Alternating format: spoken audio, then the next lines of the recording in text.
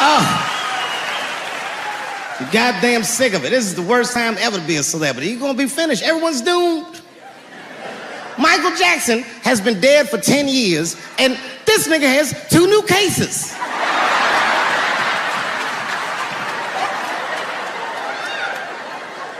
And if you haven't watched that documentary, then I'm begging you, don't watch it. It's fucking gross. I felt like HBO was sticking baby dicks in my ears for 4 hours straight. Really nasty shit. I don't want to know all these things. Turns out, Michael Jackson allegedly likes a long gander at the anus. So they said he stares at people's buttholes. That's what they said. That's how gross the documentary was.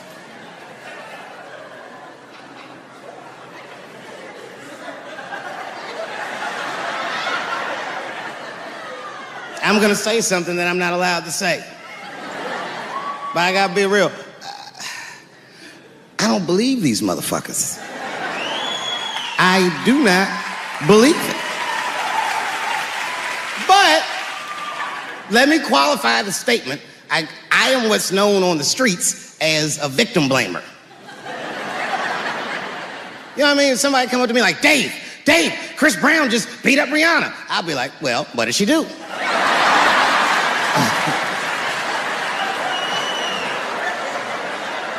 Dave, Michael Jackson was molesting children. Well, what were those kids wearing at the time?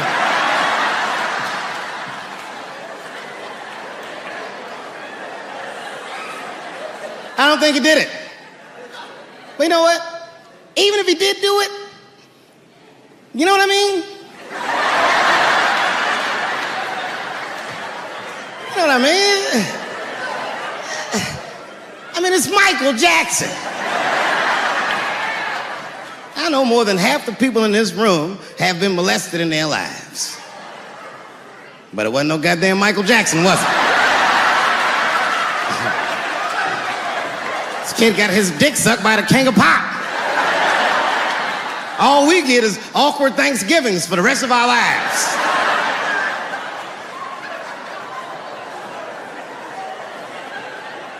You know how good it must have felt to go to school the next day after that shit? Hey, Billy, how was the weekend? How was my weekend? Michael Jackson sucks my dick.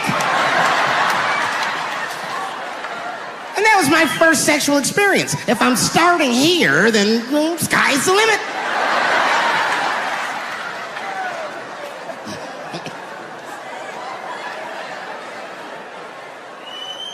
I know it seems harsh, but man, somebody's got to teach these kids. There's no such thing as a free trip to Hawaii. He's gonna want to look at your butthole or something.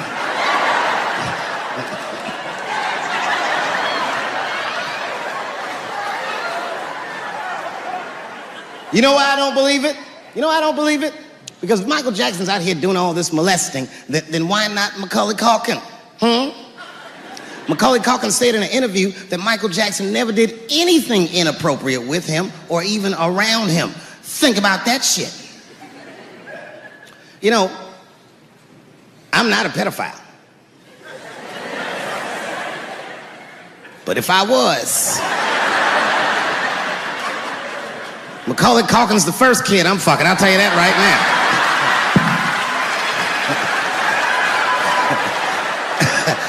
I'd be a goddamn hero. Hey, that guy over there fucked the kid from Home Alone. And you know how hard he is to catch.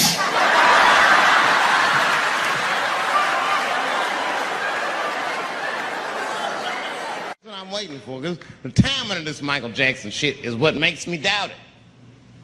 Every time there's wars going out of control, or the economy gets bad, or something is wrong with the world at large, it's always these moments in history that Michael Jackson will coincidentally jerk off a kid. This is getting a little ridiculous. Like, are you planning this shit? Do you have meetings? Michael, thank you for coming. As you know, Michael, the war has not been going as well as we expected. There's been a lot of hiccups, and the public is asking us a lot of questions, of course. And, well, Michael, there's no nice way to say this, and all I know how to do is be direct, so let me just be direct. We're going to need you to jerk off another child, Mike. I'm sorry. I am sorry. But it would really help out. Or maybe he did it. Who knows? Who knows? That's the thing. That's what I wanted to say. Who knows? Who the fuck knows? Mike, God, and this little boy know. That's about it. That's about it.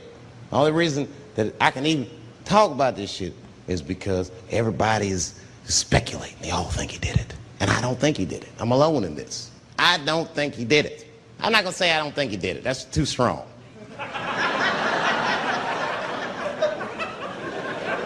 Let me just say I am reserving judgment until all the facts come out. But so far from what I heard, I mean, the kid said he was dying of cancer. He was in Make-A-Wish Foundation. He claims he had 2 weeks to live, and it was his dying wish to meet Michael Jackson. Come on, man, give me a fucking break. This kid is 10 years old. He don't remember Thriller. The fuck you want to meet Michael Jackson for, honestly? I remember Thriller, and I just, like, kind of want to meet this nigga. Like, I wouldn't break an appointment to meet him. I'll put it that way. I'd have to already be free. That's ridiculous. It's like if I'm dying in 2 weeks and go, oh, mama, get me in a room with Chubby Chuckle. I wouldn't want to meet that motherfucker. My last 2 weeks. Why not Usher or somebody like this? So then the kid claims he goes to Michael's house. This is where it all gets crazy. I don't, like, you know, he does everything you'd expect at Michael's house. They climbed trees and rode roller coasters and Ferris wheels. The chef made cookies, pies, and cakes. They was petting the monkey and the giraffe. Sang songs, kid shit. And in the middle of all this childlike activity, for some reason, Mike pulled out some wine and some pills and sucked this kid's dick.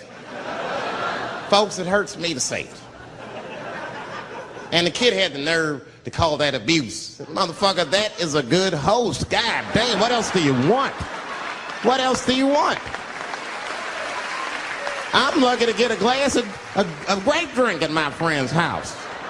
Let alone a roller coaster ride and my dick sucked. Mike must be confused, like I brought you in my house, I fed you, I sucked your dick, and this is how you repay me, motherfucker? This was your wish, not mine. Thought you were dying in 2 weeks. What happened to that motherfucker? I've been in court for a year and a half. You get stronger every time I see you.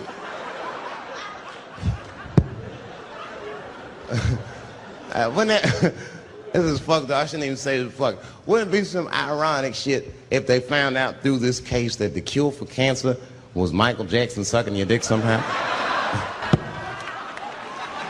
Like if Mike had powers like Green Mile and all the kids like, please, Mike, suck our dicks. Never again. He didn't appreciate it.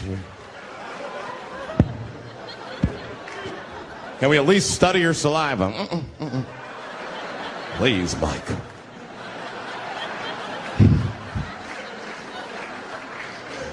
It just doesn't stop, though. It just doesn't stop. And the only reason I can talk about Mike is because he's a freak. He is a freak. That's why people let you talk about it. Because if I brought up Catholic priest fucking kids, it'd get quiet as shit. But when Michael Jackson does it, it's okay because he's a freak. His face is all cut up. But just remember, when you look at that thing that he calls his face, that he did that for you somehow. Somehow he thought you might, maybe it'll help. Maybe people will like me more if I turn myself into a white, ghoulish-like creature. I don't know what the fuck it is, but he did it for you. And I appreciate the gesture, Michael Jackson. If you're watching this, I appreciate that gesture. And I want you to know, fuck everybody, Dave Chappelle understands. Because you want to know something? I'm getting some work done. Surprise, yes. Nothing major. You would never know if I didn't tell you, but it's some shit I'm insecure about that I want to work on. If you must know, I'm getting Botox done on my balls to get these wrinkles out. Finally, I'll have these shits smooth as eggs. No, I can't wait. I cannot wait. And I'm not stopping there. That's just phase one, baby. I'll be like Bob Vila, these old balls. I'm fixing them up. I'm plucking all the hair out. I gotta make room. I know this. I gotta make room. I'm gonna tattoo a gangster ass face on them, mean expressions like this. And then I'll grow the hair back on the bottom so they got beards like me. And then I'm hitting that beach and looking for ball suckers. I'm gonna wear some high shorts just like this. And walk up to women with a confidence I've never had before. Pardon me, miss. I don't mean to be rude. But do you suck balls? Excuse me? Miss, relax. You didn't even let me finish. Do you suck these balls? Oh my God, those balls are as smooth as eggs.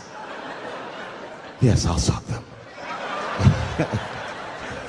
I've played this scenario out in my mind 1,000,000 times, lady. That's how it always ends. Yes, I'll suck those balls. Sad, I know, man. But we've already been through it. Like Michael Jackson. Remember when they said all that shit about Michael Jackson? They never proved anything till his dying day. But they said that he did some very heinous things. And one time I watched a documentary about it. They were talking about all the shit Michael Jackson allegedly did. And as they were saying all these allegations, they started showing pictures of his home, the Neverland Ranch. You ever seen Michael Jackson's house on television? Well, the short of it is,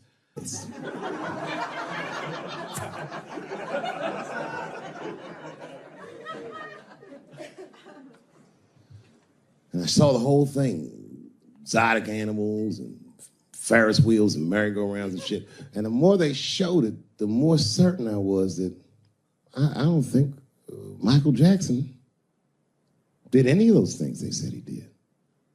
His house didn't look sexual. It looked like he was flossing on those motherfuckers. It didn't look like he was trying to fuck kids. It looked like he's just trying to impress them. Like, this nigga's Jay-Z for kids.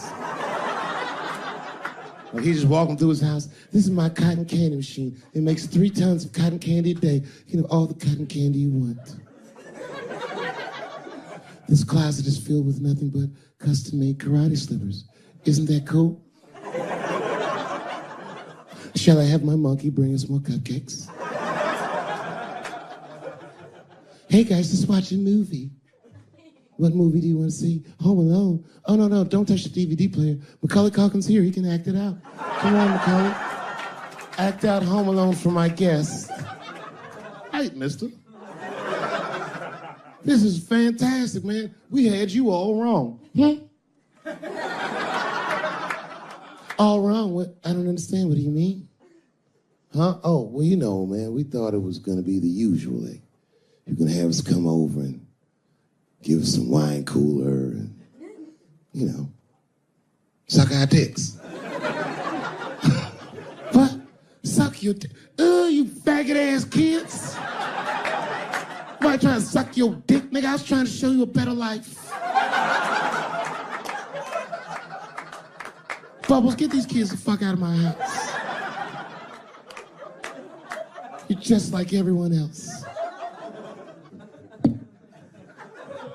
Hollywood is no place for moral absolutism. You know what I mean? We must never forget that R. Kelly peed on a 15-year-old girl. And he also wrote, I Believe I Can Fly. Same guy, same lifetime. If I showed you that video of him peeing on that girl and scored it to I Believe I Can Fly, he'd be torn. I used to think that I could not go on if I can see it.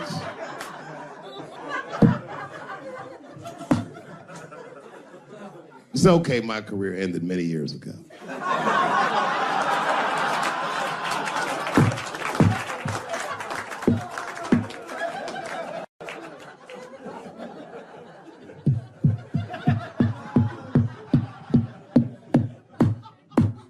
Order. No, I'm terrible. I'm sorry, everybody. I'm sorry. You want to know what happened to me?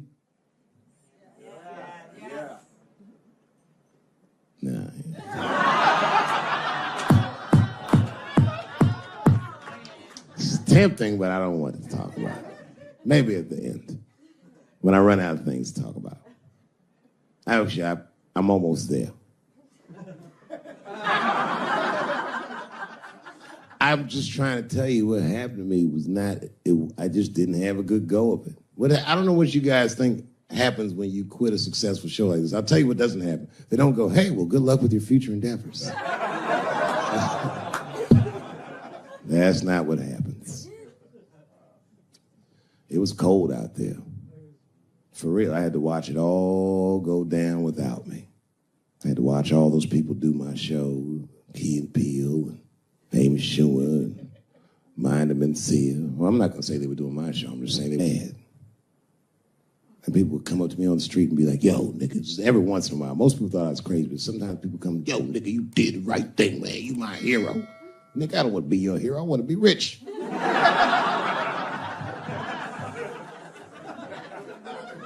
Never choose to be a hero, because heroes die uncomfortable deaths. All I wanted to be was Paul Revere. I just needed one heroic moment, you understand? Paul Revere's ride was only one night. And then 40 years of him being like, hey, y'all, remember that time everybody was asleep and I was up and the British was coming? Boy, it's a good thing I was awake, nigga. Everybody be dead.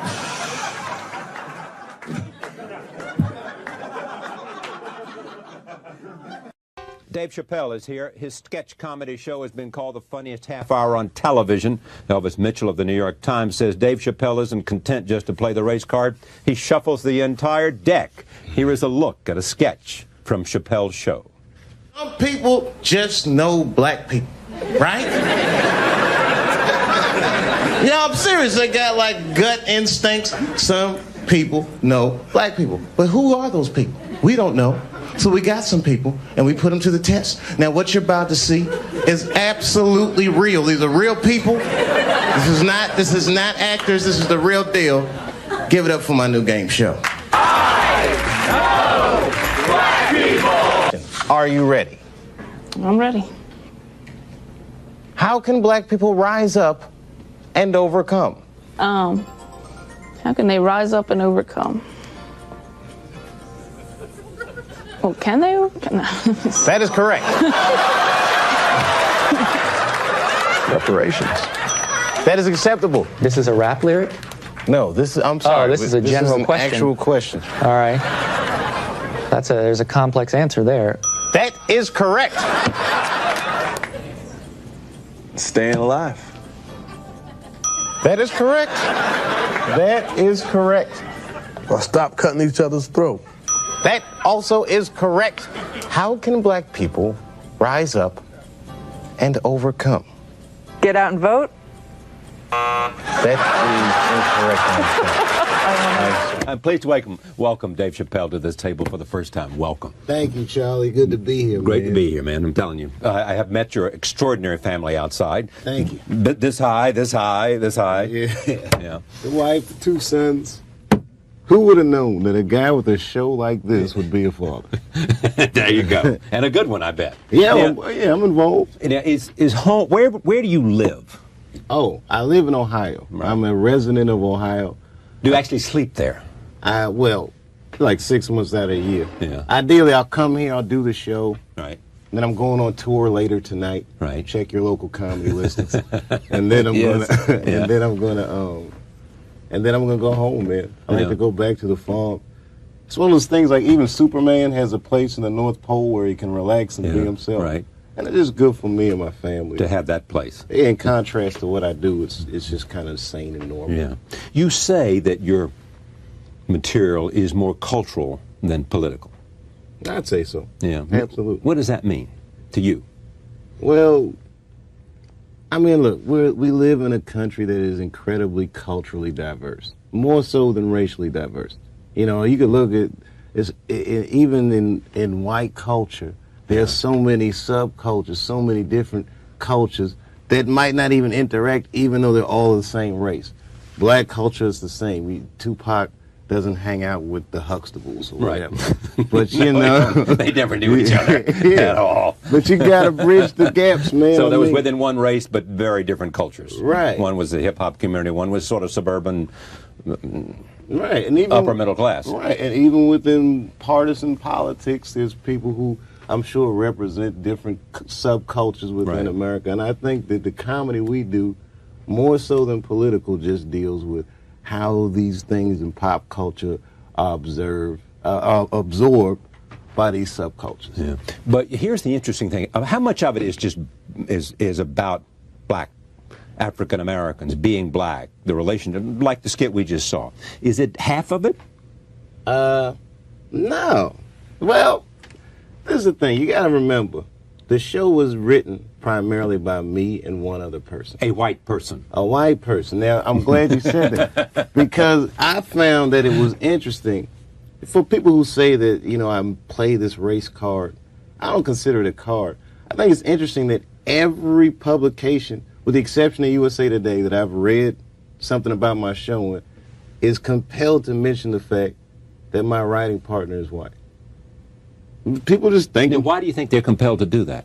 People think in terms of race because the show is so racially charged. Right. They're amazed that a white person and a black person can be cohorts. And yeah, I agree with you about race card. When you say race card, it's as if you're using your race for either to beat somebody up, or it's too dismissive. It's dismissive, exactly. They're right. saying I'm being divisive, and that that even though the person who said that is an African American himself was Mitchell. Right. No. Well, yeah. When he said I wasn't offended, but normally I feel like it's just kind of divisive, and it's a real subtle way to dismiss any credibility to what I'm saying. Yeah.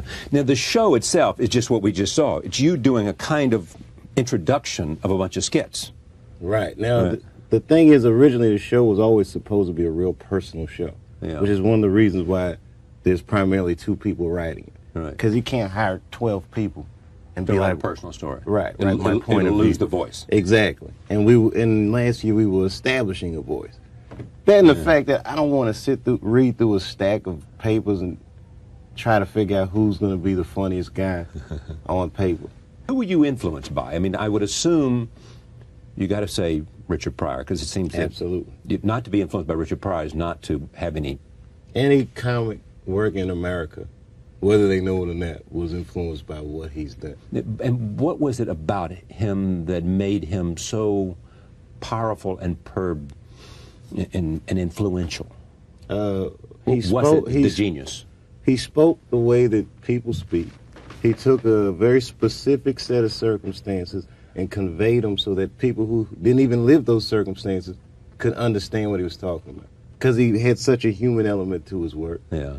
He changed the way that comedians engage their audience, the way they pace the stage. He brought a lot of things to comedy. He's kind of like Coltrane for comedy, like the last innovator. Yeah. He would go up and down the stage, all the way across the stage. He wouldn't just stand there. Right, and he had that thing where if you watch his show, you felt like he was talking directly to you. Yeah. Even if there was 1,000 or 2,000 people in the room with you. Just the way he engaged an audience just was very intimate, no matter how big the venue. Yeah, as far as I'm concerned, they can't honor him enough. Take a look at this. This is a frontline parody from our own PBS. Here it is. Clayton Bigsby. He was the only Negro we'd ever had around here. So we figured we'd make it easier on Clayton by just telling him and all the other blind kids that he was white. And he never questioned it. Why would he? You've written 4 books now. I've written 6 books. They've published 4. What would you say is the overall message of your books? Sir, my message is simple. Niggers, Jews, homosexuals, Mexicans, Arabs, and all kinds of different chanks stink, and I hate it. I noticed you referred to African Americans. What exactly is your problem? How much time you got, buddy? Where would I start? Well, first of all, they're lazy, good-for-nothing tricksters, crack-smoking swindlers, big butt-having, wide-nose breathing all the white man's air. They eat up all the chicken. They think they're the best dancers, and they stink. Did I mention that before? Yes, I believe you did, sir. Matter of fact, my friend Jasper told me one of them coons came by his house to pick his sister up for a date. He said, look here, nigger, that there's my girl. Anyone has sex with my sister, it's gonna be me. So the point is... I like that sketch because it doesn't draw any conclusions. Yeah. It just paints a portrait of an insane dude. Yeah. It's based off of true stories, based off of my grandfather in reverse. Reverse? Yeah, my grandfather, if you saw him, he looks like a white man. For all I know, he is a white man. Right. He was born in a white hospital in 1911, so at least one of his parents were white. Right. As far as he knows, he's a black person. He's blind from birth. He was raised in black neighborhoods. He was told he was black. Right. He lives a black person's life. Well, here's somebody who's told and they were white. Told the opposite. Right, right. So I just figured, what if someone... The idea of using the N-word so much, is it simply because is there some goal in doing that? Absolutely not. None. Nah, if you use it so much, it'll somehow take away from the... I think that's a byproduct of it. You know, see, I've been to entire symposiums on, like, the appropriateness of this word. Right. And I have never in my life experienced a word that draws so many different feelings out of people, black and white, you know. But white comedians can't do it. Absolutely not. I mean, they'd have to be really inventive and careful. Lenny Bruce did it. Yeah. Lenny Bruce made a good point about the power that people give words. Richard Pryor used it. Richard Pryor used it. Richard Pryor wasn't making a point. That's just the way he was using spoke. the vernacular he knew. Right, exactly. I don't think there's anything wrong with that. You know, there are people that speak that way. That's one of the subcultures in America. Right, it's a rather large subculture. And it's spoken more among African Americans than it is among and any other culture. Right. So the subculture that is in the top upper echelons of these media machines might deem it inappropriate for use. Meanwhile, people who consume their products on the street say it all the time. They know what context to say it. They know who and when and why and where they're saying it. And just because the people on the where am I supposed to go to be myself on television? But you'd be offended if you walk out of this building and somebody says something to you using the N-word. Absolutely. I'd be fighting mad. You bet. Because see, if I see another black person, you're not using, and I greet him that way, I don't think he would assume that I was trying to offend him. If a white person greets him that way, it's either A, it's malicious, it's bringing up this, it's bringing up whatever the history is, or B, it's just insensitive and inconsiderate. Or C, stupid. Oh yeah, just C, it just doesn't know. Right. Yeah. There are a few white people out there, I'm sure, black friends, that say that with their black friends with no consequence. But that's in the confines of their own personal friendships. Right, exactly. All right, take a look at this. This is a sketch that examines what it would be like if a white Ozzie and Harriet family had an unusual last name. This is my favorite. It's your favorite? Yeah, all right, roll tape. People come up to me like, white people will come up to me like, man, that sketch you did about them niggers, that was hilarious. Take it easy. You know, I was joking around. You start to realize these sketches in the wrong hands are dangerous. You know, and that N-word is a doozy, especially for us black folks. You know, a lot of different feelings come up when they hear that word. But I'm thinking, is it because that black people actually identify themselves as N-words? No, I don't know. Maybe. But what if we just use the word for other people? Would it be so bad? I don't know. So I made a sketch. It's about a white family whose last name happens to be nigger. That's all. Let's see how offensive the word sounds now.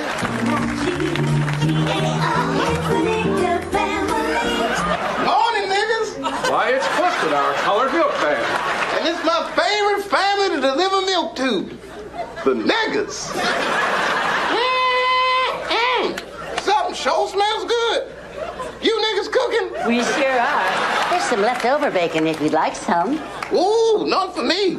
I know better than to get between a nigga and their paw. Might get my fingers bit. Here you go. I hate to bother you about this, but, well, you didn't pay your bill last week. And I know how forgetful you niggas are when it comes to paying bills. Golly, Clifton, it slipped my mind. Here you go. Sorry about that. Oh, nigga, please. Nigga, please. And one of your favorites. I love this. You started performing when you were 14? Yeah. I started real young. It was one of these things where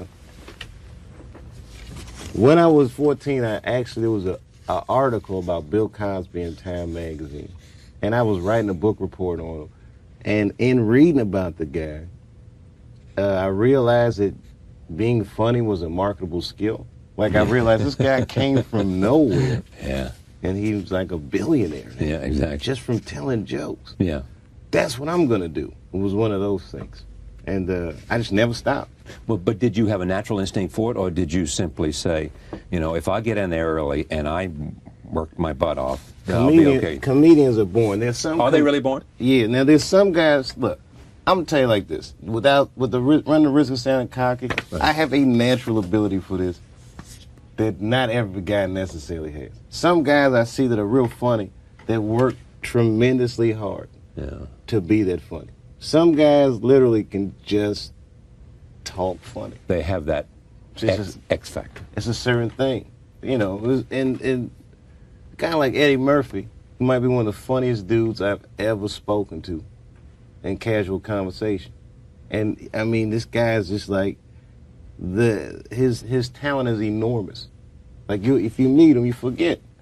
Okay, you're one of the biggest grossing comedy stars of all times in the world.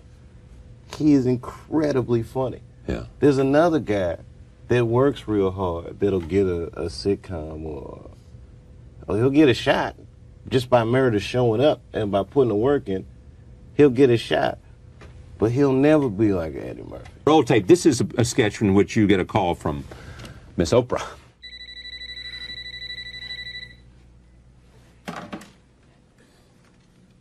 Hello? Dave, it's Oprah. Oh. Hey, what's up, girl? Look, Dave, I'm pregnant. Are you sure it's mine? No, Dave, listen, it's yours. Got you, bitch. What? Hold on 1 second.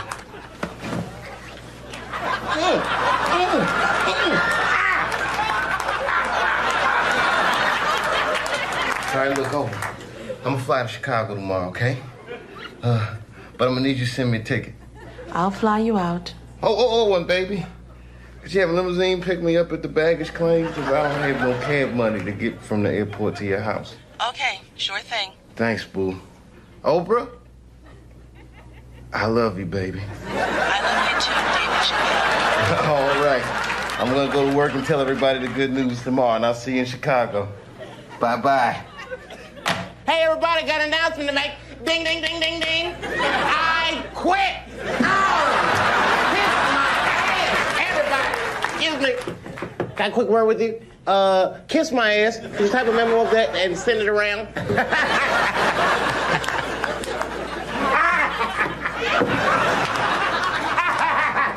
I quit. Dave, what's gotten into you? Oh, Sally, it's not what's gotten into me. It's what's gotten into Oprah. My seed, son. I'm rich, bitch. We know where the payoff is, don't we? Oh, yeah. I love that sketch, too. Yeah. Now, how long? You signed a new contract with Comedy Central? No, I'm done. You're done? I'm technically unemployed. It's one of those things, man. Weren't you doing well? It was doing great. They want to renegotiate. No, but why don't you want to renegotiate? Well, I got to take a minute. Like, I just put the show to bed last night. Yeah. And the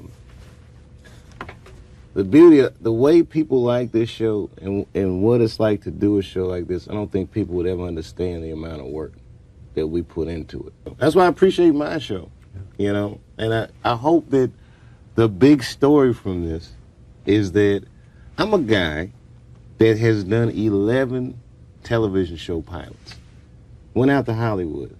Disney signed me up a few times. Universal signed me up. Done one for Fox. I've done one for this one, for that one. And they always liked me. They always like, yeah, Dave Chappelle, he's really funny. maybe he's like an Archie Bunker type, or maybe we can do like Seinfeld with him, or maybe we can, you know, a million ideas they had, none of which worked at all. At all. And the whole time, when I'm the guy, I would say, well, I have an idea about how I want to do this. And I was the last person they wanted to hear from. They would say things like, people watch television for regularity. So I was more from your school. I want a show that can be anything. Right. No, people don't like that. I know. Our research shows and blah, blah, blah, and blah, blah, blah. And then they finally, after all these years, I get an opportunity to do a show. And Comedy Central says, do what you want. And it was overwhelmingly successful. Overwhelmingly, like the best case scenario for what could have happened. With #1 show on the network, I go down the street and people are saying the stuff from the night before, right? You know, screaming it at me, and it was two guys who were virtually just not being used. Yeah, maybe you got to go to the source. Thank you. Yeah, great to have you so much, man. Pleasure. Pleasure. It's an honor to be here, man.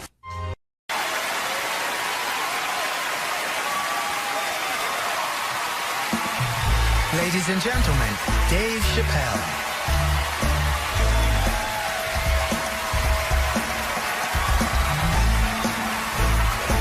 Thank you. Oh boy, I'm very nervous. No pressure. During the Civil Rights Movement, I can't read what's on the teleprompter. Some about black America and white America. There's black Americans and there's white Americans. We're all one America. So if you don't mind, this is not live, is it? I imagine whatever I say, you could just edit it out. Let's try it a few ways. Lou, are you in the booth? I am. All right, good. You know what, Lou? Let's just play around with it and see if we can get it right, get this clip package on, and then let me go home, all right? You got it. All right. Ready. All right, count me in. 5, 4, 3, 2, 1. Wu-Tang. I'm just with you, Lou. Let's do it again. We're going to do it again. We'll get it right. Here we go, Dave. 5, 4, 3, 2. You know, when I was a comedian starting out in Washington, D.C., right here in this city, 1988, I'll never forget this. It was a comedy club owner that banned profanity from his comedy club. He said it offended his audience, and this was a cause of major concern for all the comedians in the circuit. And we all called a meeting, and we had the owners come, and it was the club owners, and it was the comedians. It was the classic labor dispute. The club owners laid out their case. There cannot be profanity in these clubs because that offends people. And there's a comedian who's still a good friend of mine to this day. He lives right here in Washington, D.C. He stood up and he said, he's black, I should tell you because it's important to the story. He says, I use profanity because I live a profane lifestyle. He says, I don't have an insect infestation in my house. I have roaches.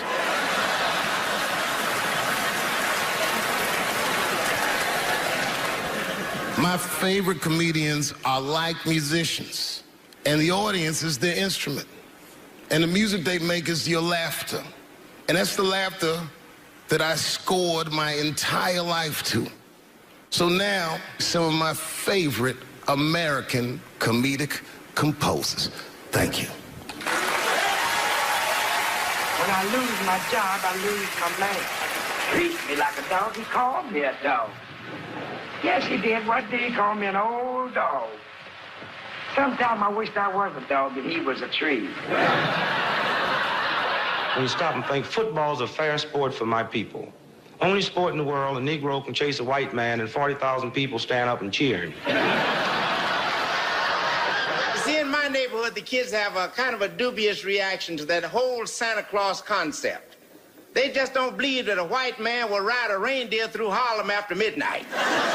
In truth, white friend, it's you that all look alike.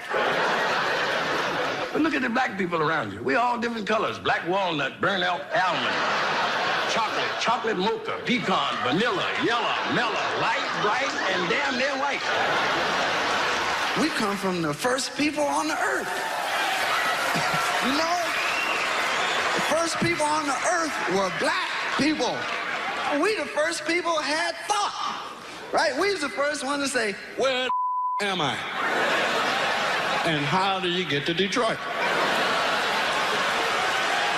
I think maybe like 30 years ago, there was a woman that wanted to sing, and a black lady that sang opera that wanted to sing. What was her name? Mary Anderson. And this place was like segregated, and they couldn't sing here. And here we are, like not even 50 years later, a 22-year-old black man on stage getting paid to hold his. God bless America. I gotta go now. Y'all take it easy. Bye-bye.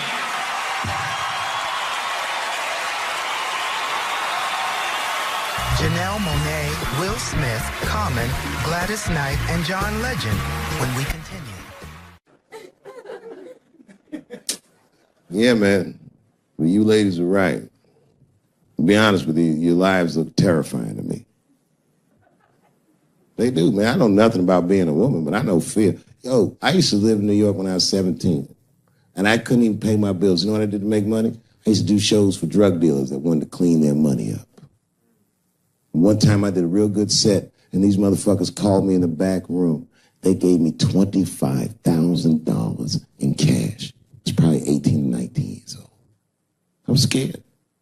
I thanked them profusely. I put that money in my backpack. I jumped on the subway and started heading towards Brooklyn at 1 o'clock in the morning. Never been that terrified in my life. Because I never in my life had something that somebody else would want. I thought to myself, Jesus Christ, if motherfuckers knew how much money I had in this backpack, they'd kill me for it. Then I thought, holy shit. What if I had a pussy on me all the time?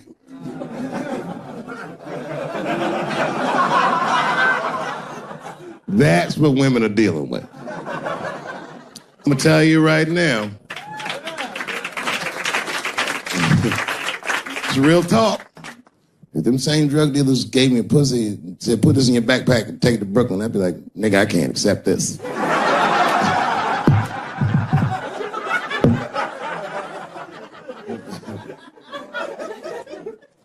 I empathize, man, you know.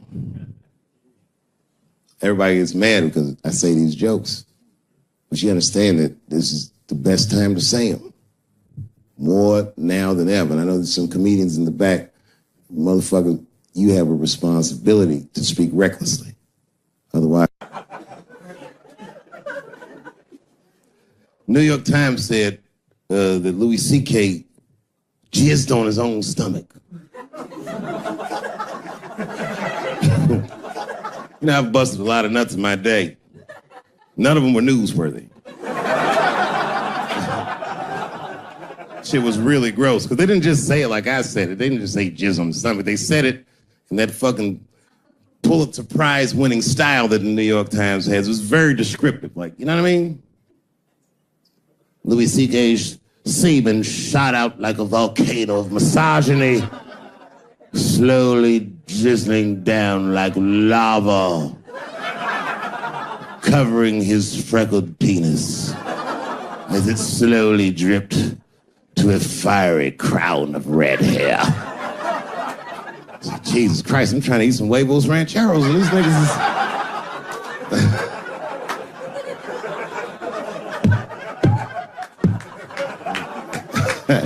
And you know, the tough part, being a comedian, knowing the motherfuckers, everybody comes up to me like, did you know? Did you know what Louis was doing? No, bitch, I did not know. The fuck you think we talk about at the comedy club? Hey, nigga, how was the weekend? Great, man. I was just jerking off in faces and coming on my own stomach, having a good time. You know how this business is. No, I didn't know. They act like we sit around like Grease. Tell me more, tell me more. Then she put up a fight. Dun, dun, dun, dun, dun, dun, dun, dun, dun, dun. Sorry, I don't know the choreography, but you get the point. You get the point. She was intense. But Louis was like the turning point. I mean, you know, all these allegations are terrible. Louis was the only... I shouldn't say this, but fuck it. His allegation was the only one that made me, like, laugh. If you think about it. Because all his friends is reading it, and he's jerking off, and he's surprising people. He's surprising me.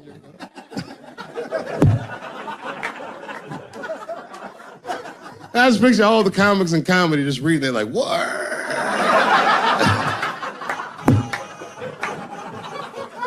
It's terrible. I know it's terrible. I'm sorry, ladies. You're right. You are right. But at the same time, I mean, you know what I mean? I don't know. Jesus Christ, they took everything from Louis. I was like, I don't know, it might be disproportionate. I can't tell. I can't tell. This is like where it's hard to be a man. One lady said, Louis C.K. masturbating in front of me ruined my comedy dreams. Word? Well, then I dare say, madam, you may have never had a dream. Come on, man, that's a brittle spirit. That is a brittle-ass spirit, nigga. That shit is too much. This grown-ass woman. You know what this shit is like? It's like COINTELPRO. You know what that is? It's a program that the FBI had under J. Edgar Hoover. In this program, one of the many things they did was they would track the sexual habits of anyone they considered an enemy of the state. It was a lip button. That's why they got all these fucking sex tapes with Martin Luther King fucking bitches. But lucky for us, he actually had a dream. You think if Louis C.K. jerked off in front of Dr. King, he'd be like, I can't continue this movement. I'm sorry, but the freedom of black people must be stopped. I didn't know this nigga was gonna pull his dick out and jerk off like this. I just thought we were gonna get a couple of drinks and chill. Show business is just harder than that. Them women sounding like, I hate to say it, y'all, they sound weak. I know it sounds fucked up, I'm not supposed to say that, but one of these ladies was like, Louis C.K. was masturbating while I was on the phone with him. Bitch, you don't know how to hang up a phone?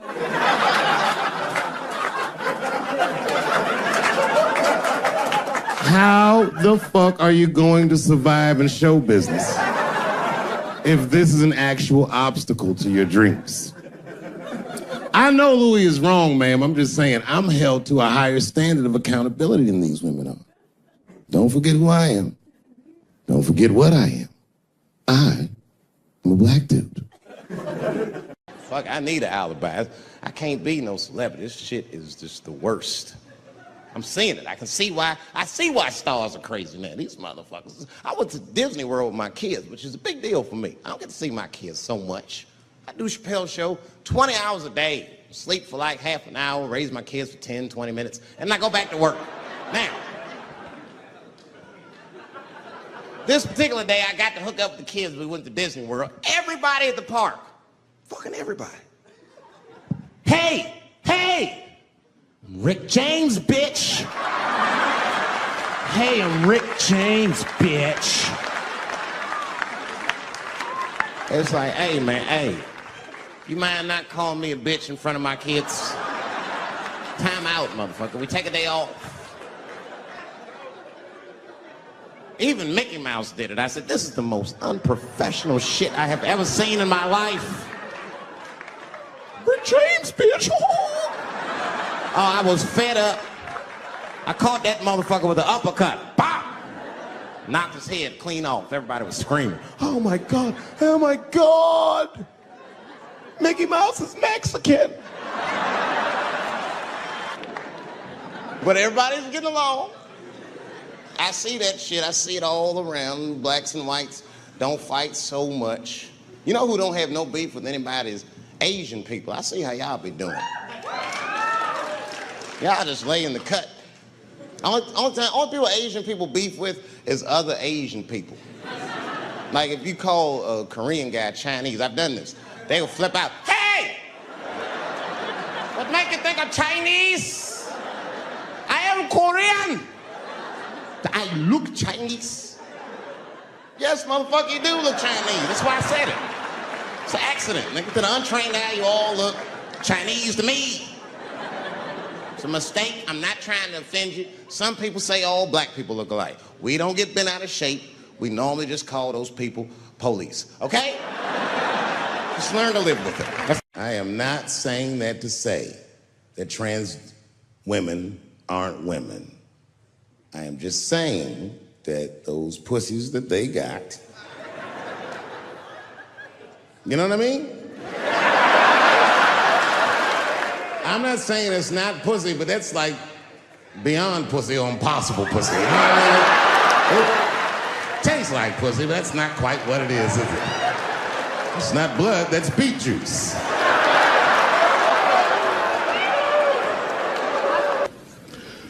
I started doing stand-up comedy when I was 14. I'll never forget the first time I was on stage. The guy that introduced me was a guy named J.T. Newton. I'm 47. I can close my eyes and remember the introduction like it was yesterday. It went like this. Ladies and gentlemen, this next young man coming to the stage is starting his comedy career tonight. Who knows? We may be witnessing the birth of a star. Please welcome Dave Chappelle.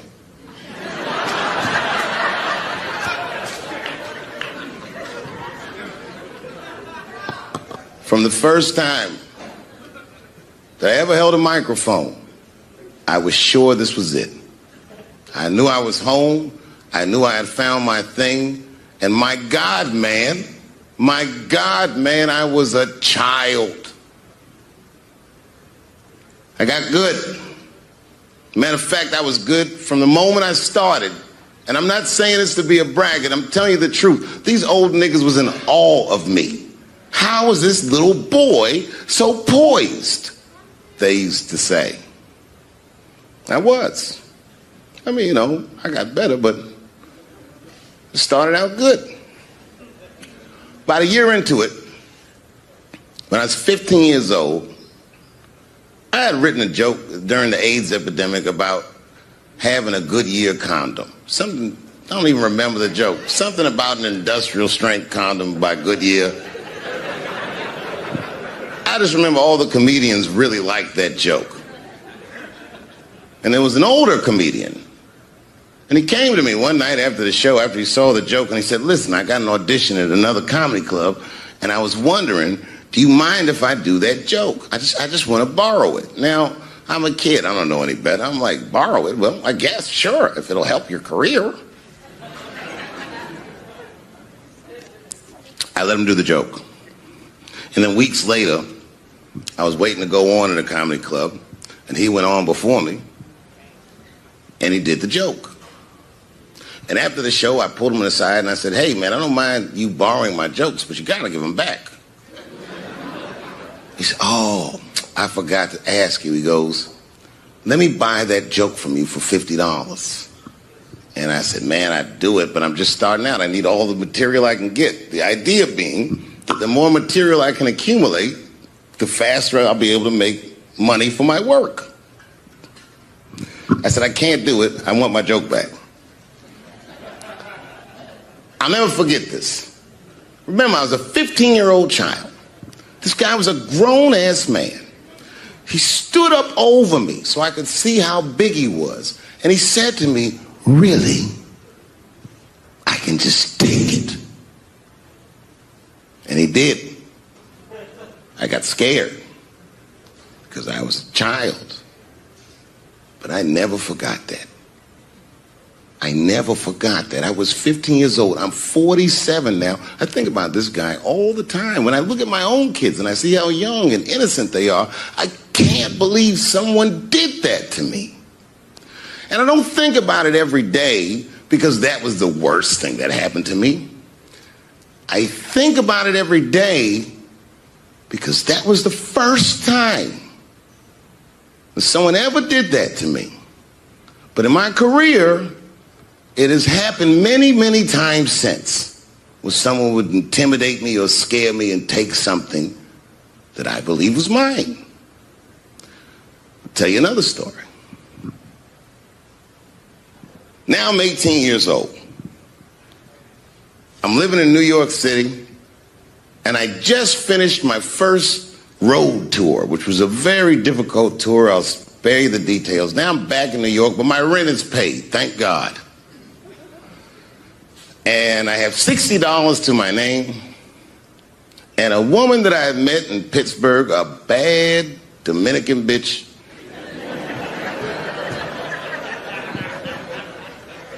was coming to New York. She was going to spend the weekend with me.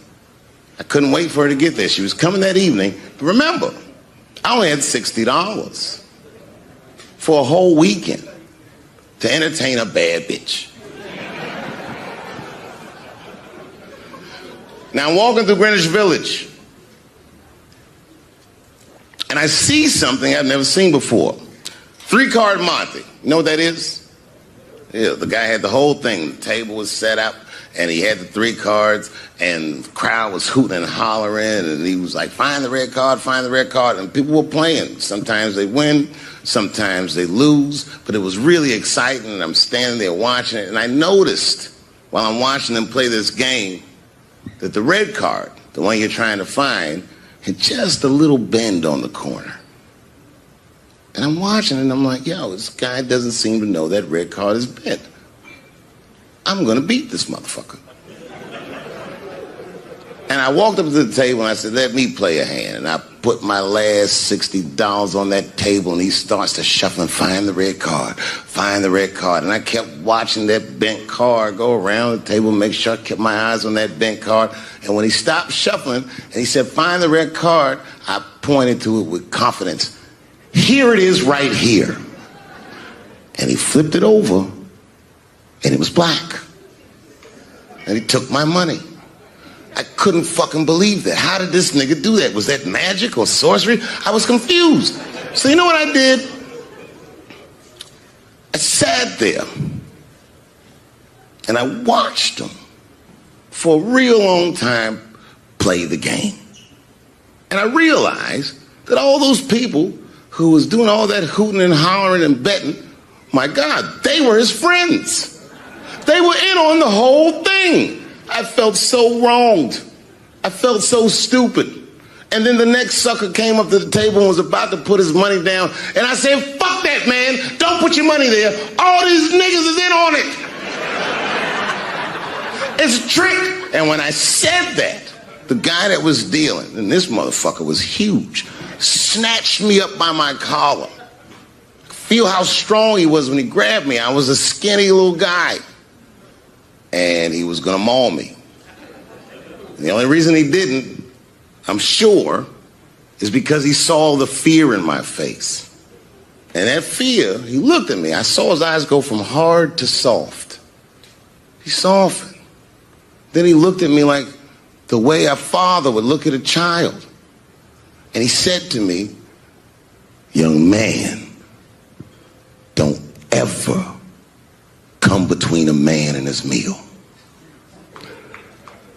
I never forgot that either. Most niggas would have to run the streets for years to learn a lesson that profound. It took me 2 seconds. Never get between somebody and their paper. Taking a man's livelihood away from him is akin to killing him. Look, it was way more intense than what you guys might have read. I don't know what you read, but the kid, while we was beating on him, reached in his waistband, pulled out a .22 caliber pistol. That shit was mayhem. Everybody started screaming, oh my God, he's got a gun, he's got a gun. And then I got scared. I was in the back, but I was scared because I knew that everybody that was with me was armed. Yes, if they had shot and killed this kid on stage at the Hollywood Bowl, like I pay you to do, Travis,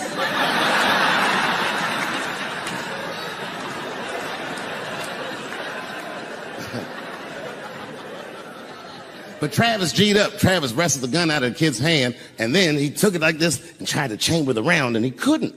So he pulled the trigger, and it wasn't a gun. A knife blade popped out of the front. I guess this kid was going to stab me. Some scary shit.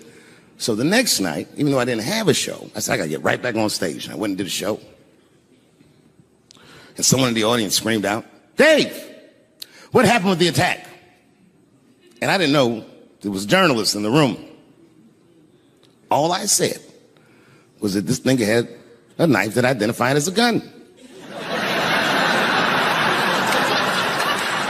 I got 6 more weeks of bad press for that joke. I didn't even do nothing to this nigga. That's not right. That was not right. And then the New York Post went to the jail and interviewed my attacker like he was some kind of hero. And I read that interview. Turns out the entire attack was my fault. Yes, I triggered him. I didn't mean to. I had done jokes about the homeless. And turns out this young man was homeless. And I mean, there's no way I could have known this. But I will say, for a homeless guy, this nigga had incredible seats.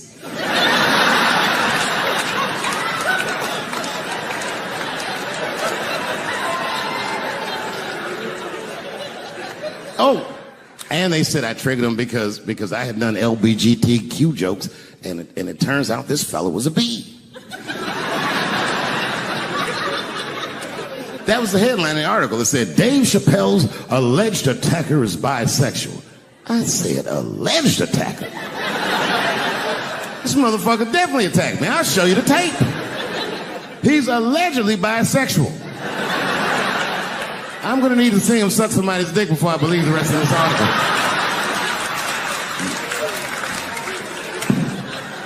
I read that shit in the paper. I was horrified. I was like, oh, bisexual? I could have been.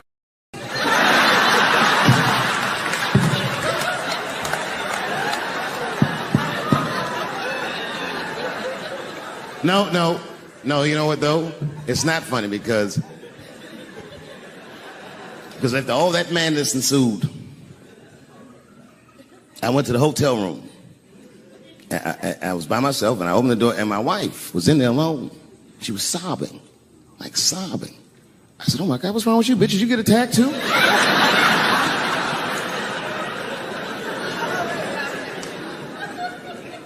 And she's crying. She said, oh, my God, David.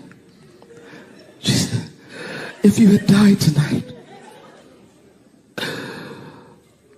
me and the kids would have nothing.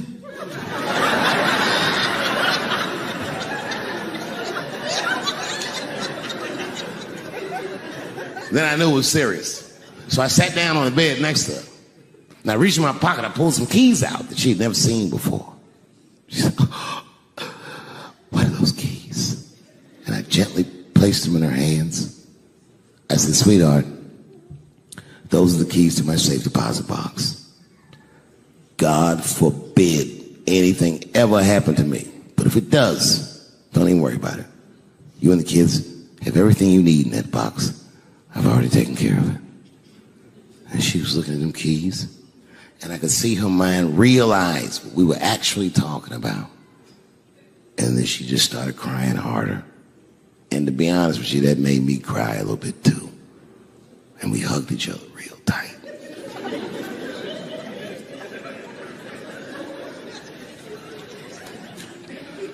Do you know this bitch looked in the box while I'm alive and well? Who does that? Oh my God. And then she was mad at me. She said, God damn it, David, I opened that box. I said, you did? She said, yes, I did. And there was nothing in there.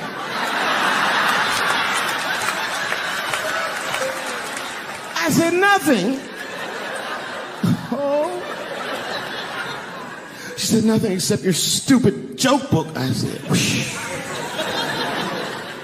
I said, well, sweetie, look. If you tell those jokes exactly how they're written, you and the kids should be fine. They're really good jokes.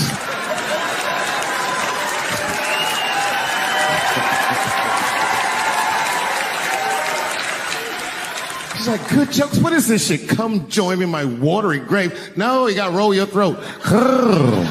Join me in my watery grave.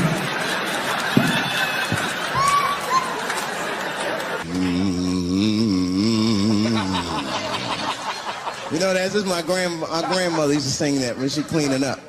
That's a Negro spiritual. Black work song. Not everybody know about that. I know. See, white people, you guys might whistle when you work. You dig? But that's how you can tell what kind of work we're actually doing.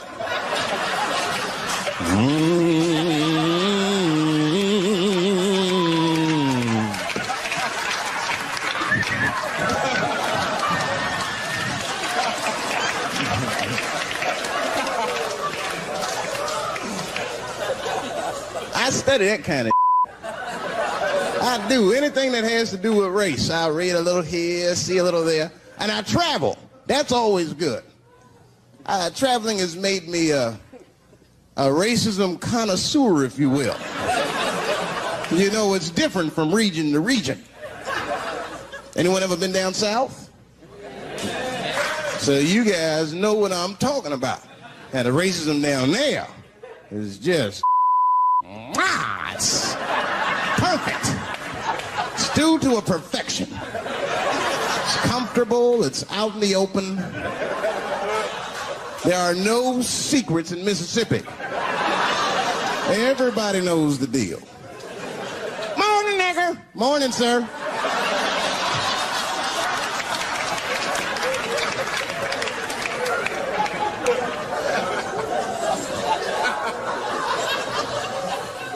Not up here.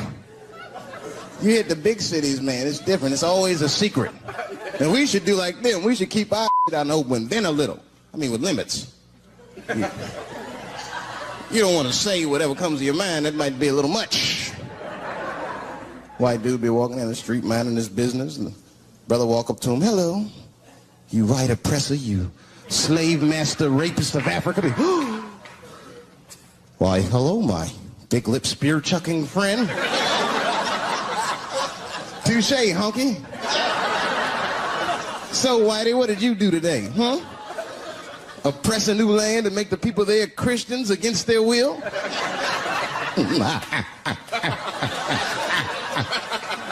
What did you do, fellow? Burn those big black lips on a crack pipe as you missed your job interview? Easy, Whitey, you're cutting deep. Oh, this chit-chat has got me thirsty. You will excuse me for a moment. I'm going to go to the Korean store and get something to drink. Chilling. Hello. You slanted-eyed, ruining the economy in our neighborhood by opening stores and taking the money out the community. Chink. Wow. Good afternoon, you browse around but never buy anything. Suspicious looking nigga. After a while, that might be too much.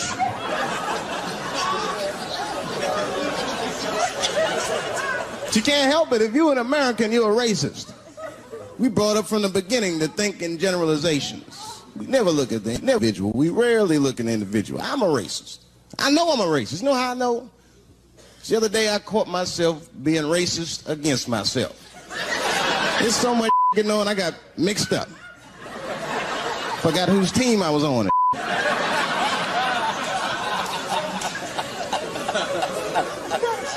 One time I was reading the paper, man, this story came on about this guy was suing a department store because they wouldn't let him play Santa Claus, you know, because he's black. And I was actually like relieved when the department store beat him. That's bad. But I wasn't ready for that. I wasn't ready for the idea of a black Santa Claus, man. That would suck. So we wouldn't get our presents till the 28th, 29th. Sorry, I'm late, kids. Santa got caught up with some in Vegas. I had to sell some toys to get back, shit. Where them cookies at? I heard that when Martin Luther King stood on the steps of the Lincoln Memorial and said he had a dream, he was speaking into a PA system that Bill Cosby paid for. Do you understand what I'm saying? The point is this. He rapes, but he saves. And he saves more than he rapes, but he probably does rape. Thank you very much. Good night. I know it's fucked up, but I tell you the truth. You know, everything's funny. Everything's funny until it happens to you. 3 months, a mere 3 months after that terrible attack that Chris Rock endured, I was on stage at the Hollywood Bowl, and a lunatic jumped out of the crowd and attacked me. Now, I gotta tell you, if it happens to you, you don't even know what the fuck is happening. It was like slow motion. I just looked over. I don't know this nigga. And I just looked and said, oh my God, I'm being attacked. And this motherfucker was ragged. He jumped at me. He was like, I'm old, but I'm fast. I caught this motherfucker's head with my hand and pulled his hoodie over his eyes. I can still feel his head in my hand. It was spongy. He had been growing dreadlocks. Not the beautiful dreads that Rastafarians grow. These were accidental LA homeless dreads. This shit had leaves and sticks and bottle caps and shit in it. Some kind of grease. I was like, ugh, like this. And then I fell down. And he knocked me all the way on the ground. And I was like, man, this is a bad situation. I don't know if I'm going to die or what's going to happen. But in that moment of vulnerability, you know what occurred to me that had never occurred to me before in my life? In that moment, it occurred to me that bodyguards should not wear dress shoes to work. Travis! This nigga Travis came out slipping and sliding on some kind of beautiful loafer and fell flat on his back. I said, oh my God. Now both of us are down. I gotta handle this shit myself. So I popped that back, boom. And then the kid that knocked me down, he popped out, boom. And we looked at each other and realized, at the same time, I was bigger than him. And that motherfucker took off running. And I started to chase him and I said, fuck him. And I picked the microphone up. So I'm gonna finish this show now. That's right.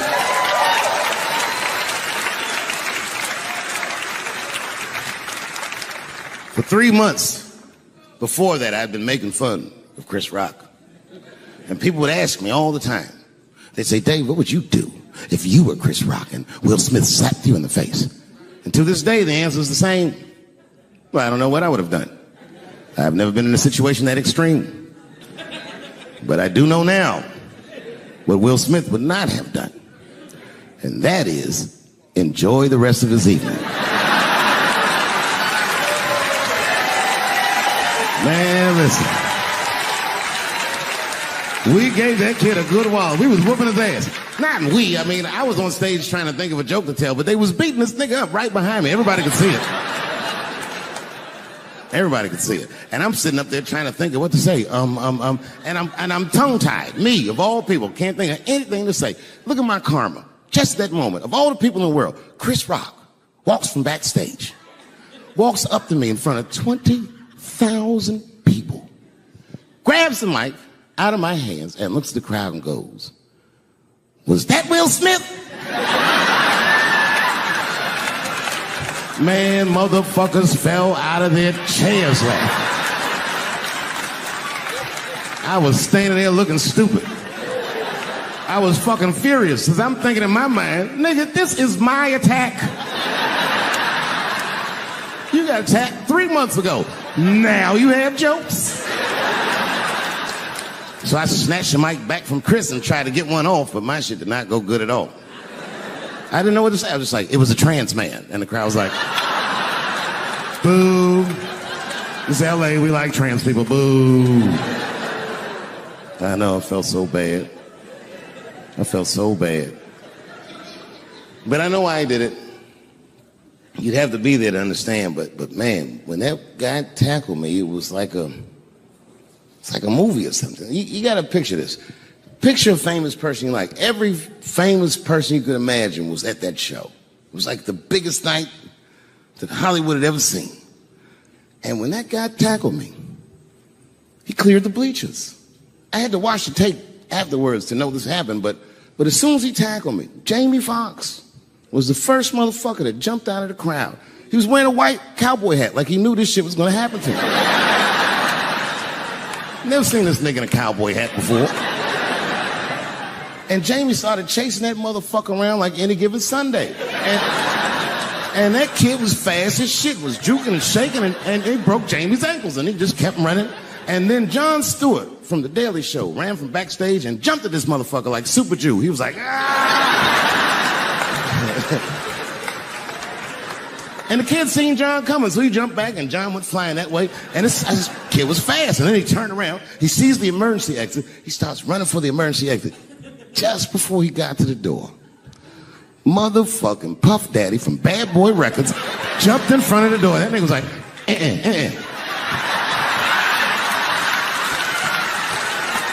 Boy,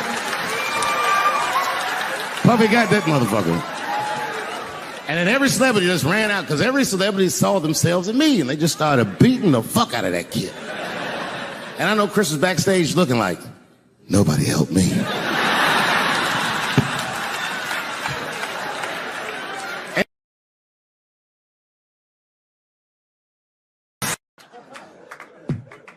I'm fucking around. Yeah, man. Well, you ladies are right.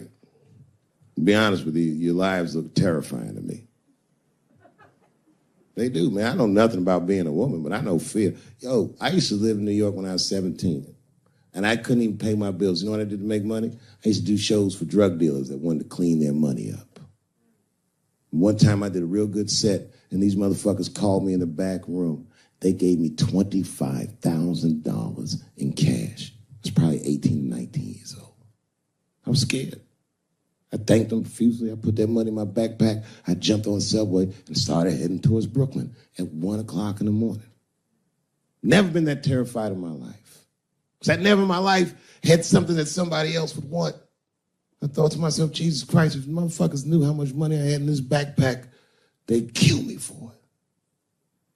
Then I thought, holy shit. What if I had a pussy on me all the time?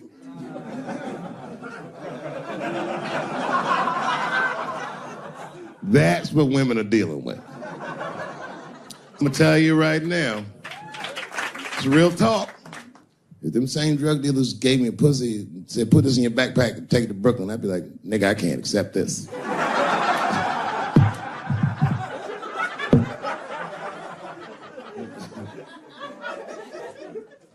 I empathize, man, you know.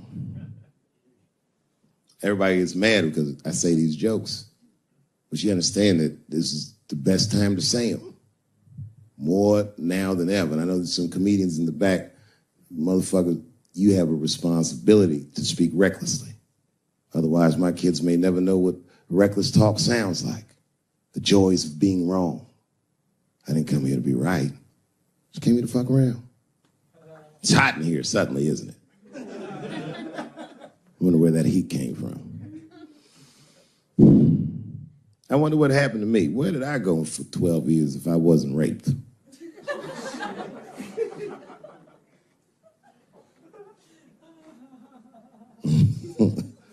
Maybe there's something else going on. Maybe these rapes aren't even the worst of it. Wouldn't that be something? Wouldn't that be something? You can go ahead and go to the bathroom, Brooklyn. You don't need to hear this shit. He's under an enormous amount of pressure. He is. Just being big and black with that hairdo, nigga, motherfucker's a suspect for everything. Except white collar crime.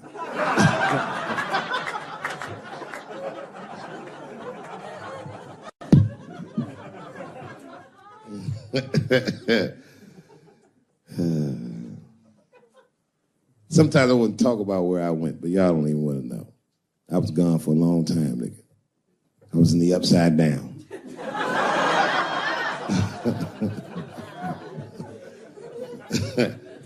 Scary being a white dude now, isn't it? A little bit, no? Well, you're not gonna get me too. But you know what I mean? It's funny for a black dude to see white people go through this because this is how it always is for us. All my heroes is either murdered by the government or registered sex offenders.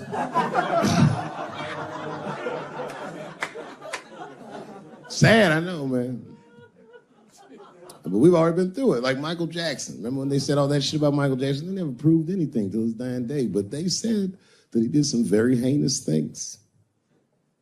And one time I watched a documentary about it. They were talking about all the shit Michael Jackson allegedly did. And as they were saying all these allegations, they started showing pictures of his home, the Neverland Ranch. You ever seen Michael Jackson's house on television? Well, Well, the short of it is, and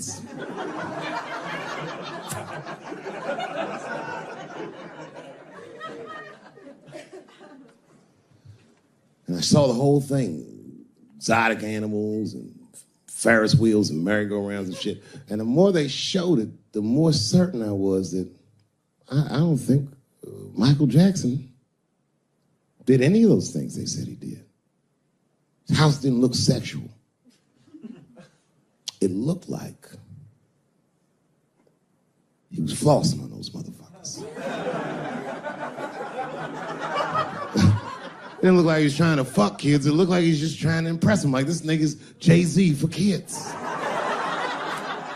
Like, he just walking through his house. This is my cotton candy machine. It makes 3 tons of cotton candy a day. You can have all the cotton candy you want. This closet is filled with nothing but custom-made karate slippers. Isn't that cool? Shall I have my monkey bring us more cupcakes? Hey guys, let's watch a movie. What movie do you want to see? Home Alone. Oh, no, don't touch the DVD player. Macaulay Culkin's here, he can act it out. Come on, Macaulay. Act out Home Alone for my guests. Hey, mister. This is fantastic, man. We had you all wrong. All wrong? What? I don't understand. What do you mean? Huh? Oh, well, you know, man, we thought it was going to be the usual. Like, you're going to have us come over and give us some wine cooler and, you know, suck our dicks. What? Suck your dick? You faggot-ass kids. Why trying to suck your dick, nigga? I was trying to show you a better life. Bubbles, get these kids the fuck out of my house. You're just like everyone else. Hollywood is no place for moral absolutism. You know what I mean? We must never forget that R. Kelly peed on a 15-year-old girl. And he also wrote, I Believe I Can Fly. Same guy, same lifetime. If I showed you that video of him peeing on that girl and scored it to I Believe I Can Fly, he'd be torn. I used to think that I could not go on if I can see it.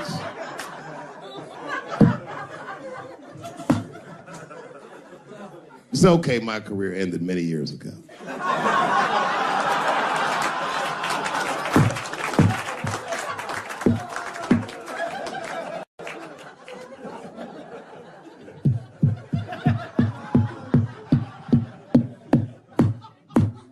Order. No, I'm terrible. I'm sorry, everybody. I'm sorry. You want to know what happened to me? Nah.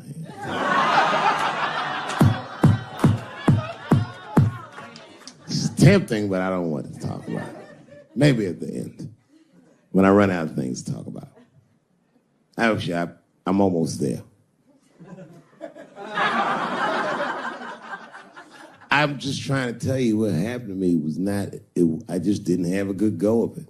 I don't know what you guys think happens when you quit a successful show like this. I'll tell you what doesn't happen. They don't go, hey, well, good luck with your future endeavors. That's not what happens. It was cold out there.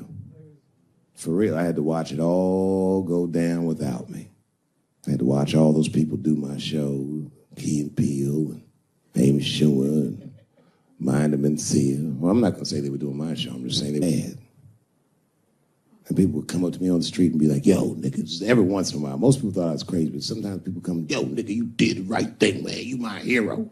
Nigga, I don't want to be your hero. I want to be rich.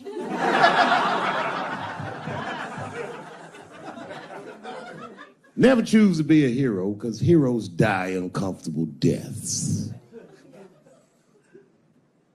All I wanted to be was Paul Revere.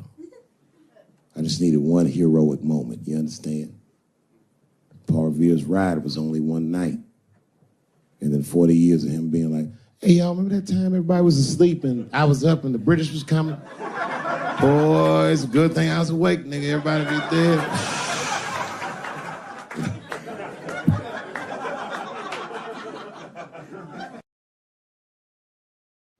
All power and glory go to God. All greatness is from God. When a hero stumbles, well, the cowards rejoice. Nothing feels better to a coward than to watch a brave guy fall. Now, you guys might have seen in the news that I caught coronavirus recently, and then I did. Oops. I did. Because in the beginning of the pandemic, I talked to a guy in the live entertainment business, and I said, when can we go back to work? He said, probably sometime in 2022. And I said, there's no fucking way I can wait that long. And I just tried to find a way that I could work. You see what we've been doing.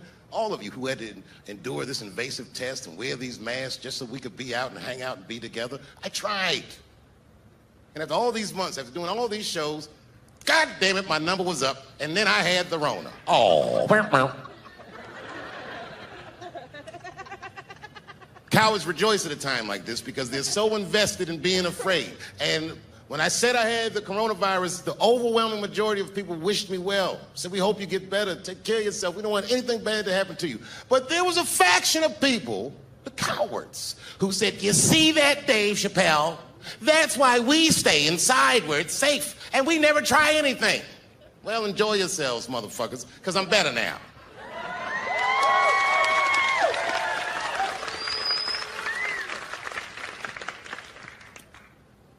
Years ago, a man named Edward Snowden came to notoriety. Do you remember him? Edward Snowden was a whistleblower. How people feel about him is a split decision. Is he good or is he bad? Was he right or was he wrong? I don't know. What he did was he detailed a government program where our government, the United States government, was spying on its own citizens. And when he did that, people didn't really care. If you remember at that time, we were prosecuting a war on terror, and my God, what if these terrorists are living amongst us? We have to do something if they spy on some of us. I mean, who has anything to hide? Remember that. Years later, after Michael Brown got killed and riots broke out in American cities and Ferguson and all these places, you heard black Americans saying they're militarizing our police departments, and no one cared because the unrest was so uncomfortable and so daunting, and all these Negroes look so angry.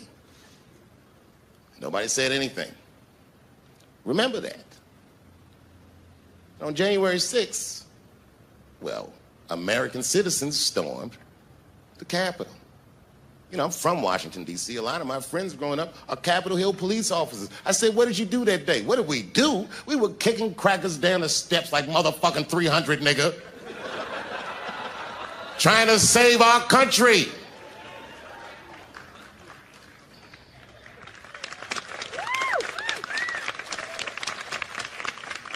Watch the tapes.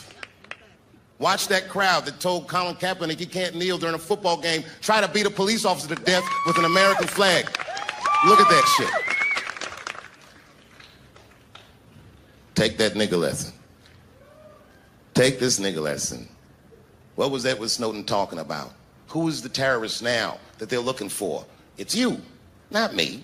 Not my black Muslim ass, it's you. Who are they militarizing the police for? They didn't call the National Guard on my black ass. It's you. That's what white people did. They felt what black people have been feeling for 400 years. For 30 minutes, stormed the Capitol and rubbed their shit on the walls. They carried a fucking Confederate flag through the rotunda. The Confederate Army didn't even do that. Motherfuckers, you went very far. There was a simple question, do you have a country or not? And you said no. My God, man, we're in quite the pickle, aren't we? If you could solve a black American's problems, this country would have no problems. You're so busy talking about pronouns and this, that, and the other, but this is a very basic wrong. They kidnapped us. They brought us here. They treated us like shit. And all the time that they did that, they were afraid that we would do what you would do in the same situation. But did we storm the halls of the Capitol and rub our shit on the walls? Well, of course not. If that would have worked, we would have tried it. I know how to solve my problems. You need to know how to solve your problems. You need to know where your power lies. You are Americans, so your power lies in each other.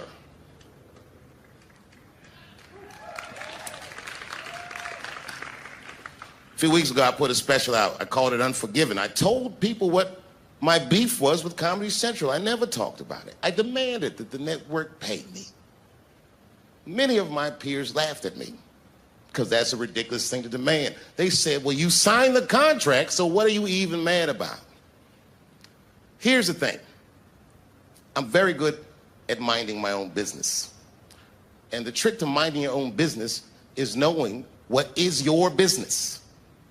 And these people that talk about me, these cowards that rejoice, well, they don't understand what greatness looks like. I never asked Comedy Central for anything. If you remember, I said, I'm going to my real boss, and I came to you because I know where my power lies. I asked you to stop watching the show, and thank God Almighty for you, you did. You made that show worthless because without your eyes, it's nothing. And when you stopped watching it, they called me, and I got my name back, and I got my license back, and I got my show back, and they paid me millions of dollars. Thank you very much. When I took 12 years off, and you put me right back on top when I came back, I couldn't thank you enough. You have kept me free. I have not had to do what so many of my colleagues have to do because of you. I have no idea what dicks taste like.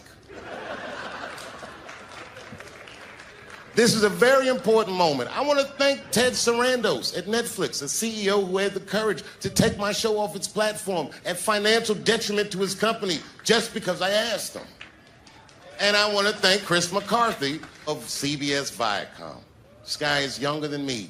And like most people younger than me, has an interest in making the past right.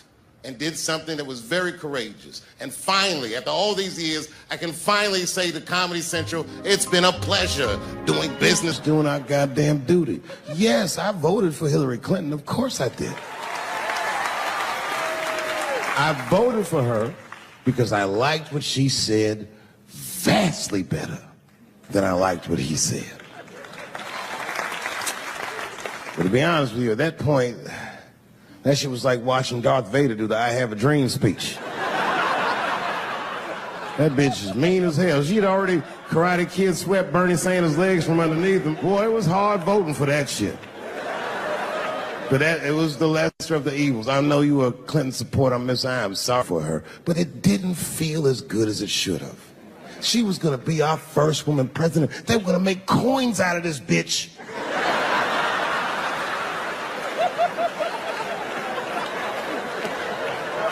And somehow she just missed the dunk. Of course she should have beat him. Of course she should have beat him. You know what voting for her felt like?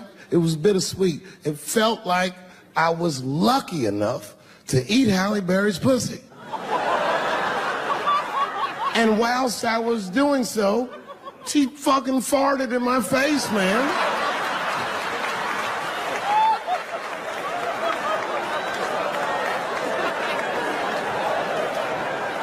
Now you understand, I'd still do it. But boy, I wish she didn't fart in this great nation's face. I voted that day, and then that same day I flew to New York City. I had work. That night I was in a comedy club in New York, and I said to an audience almost exactly what I just said to you. And I didn't know that there was a journalist in the room. And this journalist wrote an article. The headline of the article said, Dave Chappelle is an avid. Yeah, I had no idea the paper said that. And you know how I found out? My wife called me from Ohio the next morning in a goddamn panic. David, what the fuck is going on in New York? I said, I'm being good, but what have you heard?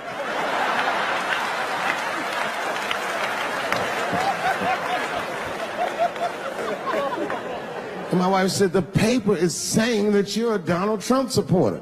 I was like, whew.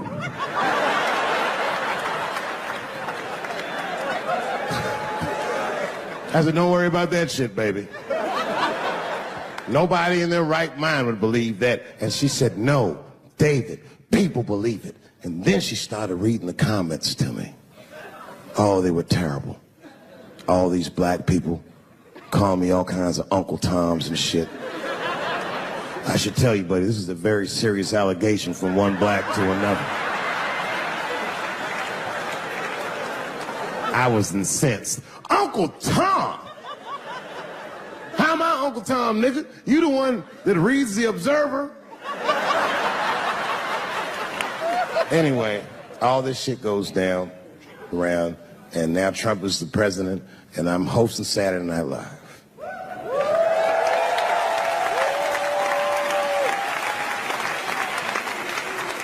And I didn't really prepare my monologue, I just kind of winged it. And at the end of the monologue, I don't even remember what I said. I said something like, fuck it, we're historically disenfranchised, and we're going to give him, something about we're going to give him a chance if he gives us a chance. I don't know what I said, but whatever I said, I really wish I didn't say that shit. It was not worth the trouble. Now I walk into the barbershop, and all them black people just be looking at me like, yo, Dave, what's up with your boy? Yo, nigga, yo! Not my boy. Because I don't care if you're a Republican or Democrat, if you support him or not, any objective person is going to have to admit that this motherfucker is having a terrible go of it. It really is. We've had presidents before that have done bad jobs, but this shit is worse than a bad job. It's scary to watch. Holy shit, it's like seeing a crack pipe in your Uber driver's passengers. The fuck is wrong with this guy? Yo, he is lunching, nigga. I watched Donald Trump in a press conference, and this motherfucker had all the media gathered, and this nigga literally asked the media to their face to stop finding shit out. I was like, yo, this motherfucker is bugging. And then, I'm not even making this up, his lips started sweating. His lips. Have you ever seen a motherfucker's lips sweat? What the fuck is wrong with this nigga's lips? It's like if you're on a plane, right? You ever been on a plane? I get scared to fly. I do it all the time. I be scared on there. And sometimes the plane will hit turbulence. And then I get nervous. But I always look at the flight attendant, and she looks calm, and it makes me feel calm. But if that bitch's lips were sweating, it's terrifying. Like, yo, nigga, why are your lips sweating? What do you know? And then, I'm not even making this shit up. This motherfucker grabbed the podium, he goes, you don't know how scary the things I read in my briefings are. What's that, bro? That's bad leadership. Even as a parent, you think I'm gonna sit my kids down? Hey, little man, come here real quick. I just wanna holler at you for a second. Yo, I'm 3 months behind on the rent, nigga, and I am worried. Very worried.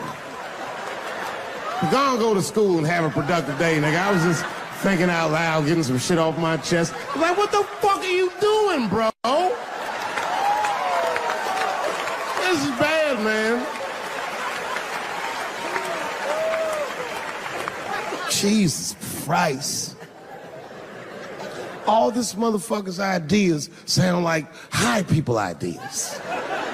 Like, he doesn't think these things through before he tells us. He just tells us what he's thinking as soon as it occurs to him. This shit sounds nuts. I'm gonna go to China, and I'm gonna get those jobs from China and bring them back here to America. For what, nigga? So iPhones can be $9,000? Leave that job in China where it belongs. None of us want to work that hard. What the fuck is he thinking? Because I don't want to make them shits. What the fuck are you doing? Stop trying to give us Chinese jobs. I am going to bring back coal. Coal? I'm not even exaggerating. I have never in my life even seen a fucking lump of coal. I honestly don't even know what coal is for. If you're gonna have motherfuckers digging around in the dirt looking for shit, find me some truffles, nigga. That's what I'm about. And these truffle prices are getting out of control. If it gets any worse, I'm gonna be back down to regular butter like everybody else. Terrible, terrible job. This motherfucker hit North Korea with rap battle threats. Fire and fury, like, yo! Yo, what are you doing?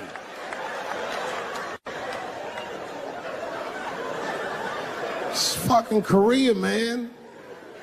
Kim Jong-un is a scary motherfucker. He might be as crazy as Trump. Some scary shit. And if you one of them naive motherfuckers that thinks that a war with Korea is going to be easy, then you don't play Call of Duty at 3 a.m. like I do. Because that's when the Koreans play. Fucking 8-year-old Korean kid took out my whole goddamn platoon last night.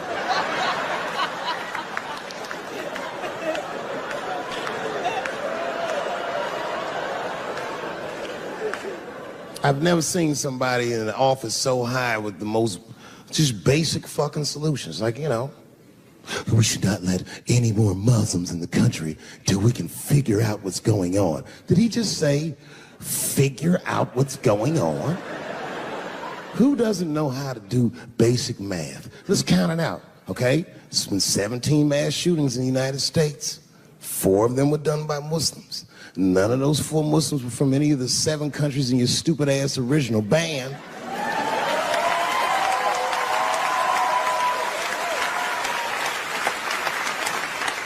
And since he brought it up, the other 13 shootings were done by the Tiki Torch Whites. These are facts.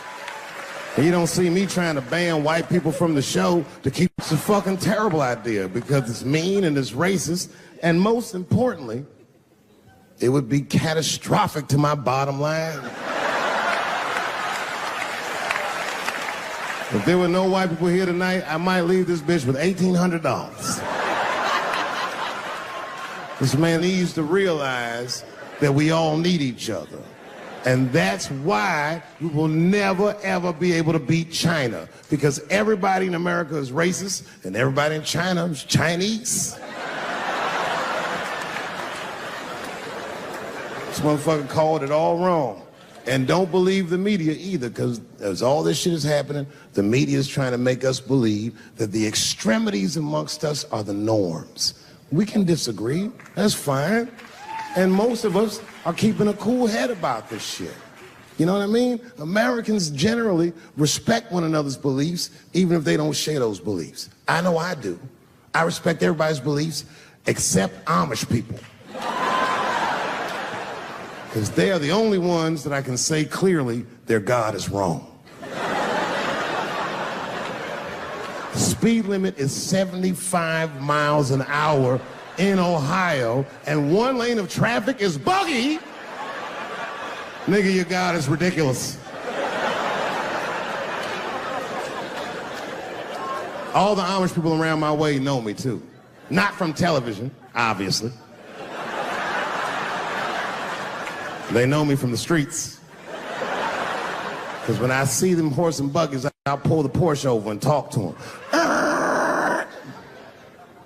Ezekiel, are you sure that God doesn't want you to have any of this technology or this energy? Huh? Huh? I can't hear you, nigga. Let me turn this air conditioner off. What did you say? And them niggas be like, get away from me, ye. Ye tried to tempt me like the devil. Devil?